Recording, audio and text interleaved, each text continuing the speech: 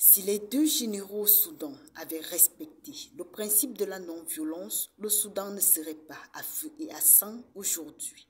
Si les Camerounais vivant dans les régions du nord-ouest et du sud-ouest avaient compris le principe de la non-violence, le Cameroun dans toute son entièreté vivrait dans la sérénité aujourd'hui. Si les Africains du nord au sud, de l'est à l'ouest respectaient le principe de la non-violence, l'on n'observerait pas des manifestations sanglantes au Sénégal, Zimbabwe et Kenya, pour ne citer que ces pays.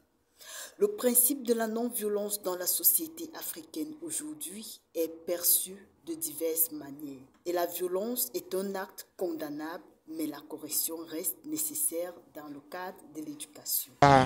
La violence, ça peut résoudre. Je vais prendre un exemple peut-être dans le cas de la communauté urbaine. Vous voyez, si par exemple on laisse tous ces vendeurs-là en bordure de route, on les parle seulement, ils ne vont jamais quitter. Il faut qu'on utilise la violence pour qu'ils doivent dégager les rues et laisser le passage pour les véhicules ou les piétons. Si pour certains la résolution des différends ou encore la gestion des situations ne nécessite pas des actions violentes, pour d'autres, la violence est un moyen efficace qui permet de remédier de façon rapide à certains problèmes. La correction est un rôle qui ancre dans l'instruction de l'enfant. Ici, chez nous en Afrique, il faut taper. S'il faut le dire de façon vulgaire, il faut taper l'enfant pour qu'il apprenne certaines vertus de la vie.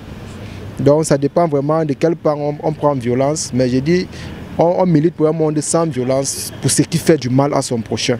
Pourtant, le principe de la non-violence rejette le recours à la violence physique en vue de provoquer des changements sociaux ou politiques.